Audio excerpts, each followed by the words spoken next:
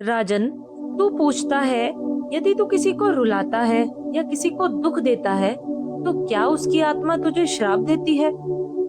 राजन, यही वह भ्रम है जिसने मनुष्य को सदियों से एक डर में बांध रखा है। यहाँ लोग कर्मों से नहीं, श्राप से डरते हैं, सत्य से नहीं, कल्पना से भागते हैं। राजन, यह प्रश्न सुनते ही स्पष्ट हो जाता है कि तू अभी भी आत्मा को मन की तरह ही समझ रहा है। तू आत्मा को भी एक व्यक्ति बना देता है, जैसे वह भी तुझ जैसी सोच रखती हो, परंतु सत्य इससे कहीं परे है। जैसे वह भी क्रोधित होती है, दुखी होती है, बदला लेना चाहती है, परंतु अष्टवक्र मुनि कहते हैं आत्मा न कभी दुखी होती है, न कभी क्रोधित होती है, न ही किसी को श्राप देती है, क्योंकि जहाँ प्रतिक्रिया है वहाँ मन है, और जहाँ मन है वहाँ परिवर्तन है। परंतु आत्मा न बदलती है न प्रतिक्रिया करती है, क्योंकि वह केवल साक्षी है, शुद्ध चेतना है, जो केवल देखती है, जिसमें कोई प्रतिक्रिया नहीं होती। वह ठीक वैसे ही है जैसे सूर्य, जो सबको रोशनी देता है पर कभी किसी के कर्मों से प्रभावित नहीं होता। राजन, तू जिस श्राप से डरता है वह आत्मा का नहीं, सब तेरे ही मन का खेल है, और यही डर तुझे भीतर से कमजोर करता है, तुझे अपराध में डालता है और तुझे अपने ही बनाए जाल में फंसा देता है। तेरे ही कर्मों का प्रतिफल है जिसे तू किसी और की आत्मा का प्रभाव मान लेता है, क्योंकि मन हमेशा जिम्मेदारियों से भागना चाहता है, वह परिणाम को किसी और पर डाल देता है। राजन, अब इसे एक गहरे दृष्टांत से समझ। जैसे आकाश में तू कुछ भी फेंक दे, धूल, धुआं, अग्नि, परंतु आकाश ना गंदा होता है ना जलता है, वह अछूता रहता है। आकाश सबको जगा देता है पर किसी को पकड़ता नहीं, इसलिए वह मुक्त है। वैसे ही आत्मा है, तेरे कर्म चाहे जैसे भी हों, आत्मा उनसे प्रभावित नहीं होती। अब उपनिषदों का एक सूक्ष्म संकेत देख। वहां कहा गया है कि आत्मा ना जन्म लेती है, ना मरती है, ना उसे कोई छू सकता है, ना कोई उसे घायल कर सकता है। तो जो कभी बदला ही नहीं, उसे कोई छू भी कैसे सकता है? तो जो कभी घायल ही नहीं होती, वह श्राप कैसे दे सकती है? अब राजन, तू जिस दुख को आत्मा का दुख मानता है वह वास्तव में मन का दुख है, और मन ही वह पर्दा है जो सत्य को छुपाता है और भ्रम को वास्तविक बना देता है। मन ही प्रतिक्रिया करता है, मन ही आह भरता है, मन ही बद्दुआ देता है, परंतु आत्मा उससे कहीं परे है। अब इसे एक और दृष्टांत से समझ।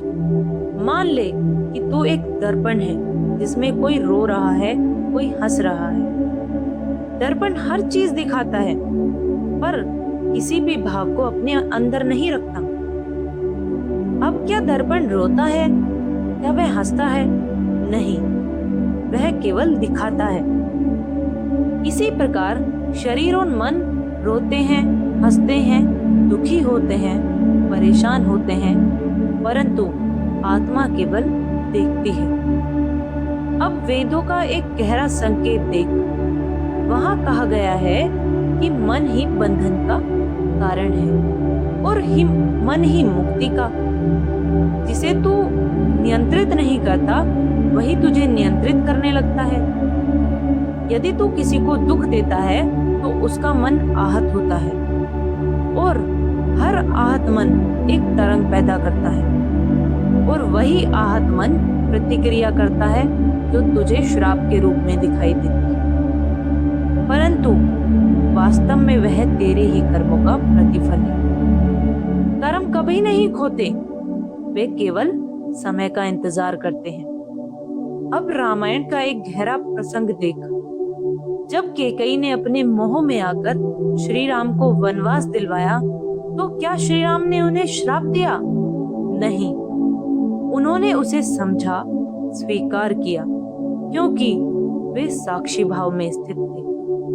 अब यदि आत्मा श्राप देती तो श्री राम अवश्य प्रतिक्रिया करते, परंतु उन्होंने नहीं किया, क्योंकि वो जानते थे सब कुछ एक लीला है। अब एक कथा समझ। एक व्यक्ति ने संत से कहा, मैंने बहुत लोगों को दुख दिया है, मुझे डर है कि वो मुझे श्राप देंगे।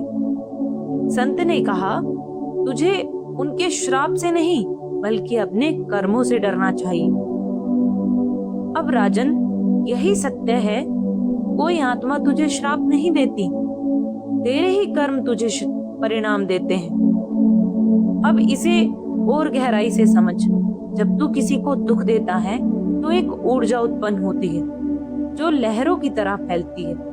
जैसे शांत जल में पत्थर डालने से लहरें दूर तक जाती हैं और फिर लौटकर उसी जल में मिल जाती हैं, वैसे ही तेरे कर्म भी तुझ तक लौटकर जरूर आते हैं। इसे ही अब तू आह समझ या श्राप। अब राजन, अंतिम रहस्य समझ। यदि तू साक्षी में स्थित हो जाता है तो यह सब तुझे छू भी नहीं सकता। जैसे आकाश में तूफान आता है परंतु आकाश प्रभावित नहीं होता, वैसे ही ज्ञानी व्यक्ति संसार को देखता है पर उससे प्रभावित नहीं होता। और अंत में अष्टवक्र कहते हैं, तू ना करता है ना भोगता है, तू केवल साक्षी है। और जैसे ही तू इस सत्य को जान लेता है, तेरा भय समाप्त हो जाता है। तू ना किसी की बददुआ से डरता है, ना किसी के श्राप से, क्योंकि अब तू जान चुका है ये सब मन के स्तर पर है और तू उनसे कहीं परे है। किसी को रुलाने से आत्मा तुझे श्राप नहीं देती, परंतु तेरे कर्मों की लहर तुझ तक अवश्य लौटती है। और जब तू इस सत्य को समझ लेता है, तब तू डर से नहीं बल्कि समझ और जागरूकता से जीने लगता है। और यही सच्चा धर्म है, सच्ची करुणा है, और यही वह सच्चा मार्ग है जो तुझे साक्षी भाव और अंततः मोक्ष की ओर ले जाता है। हरे कृष्ण।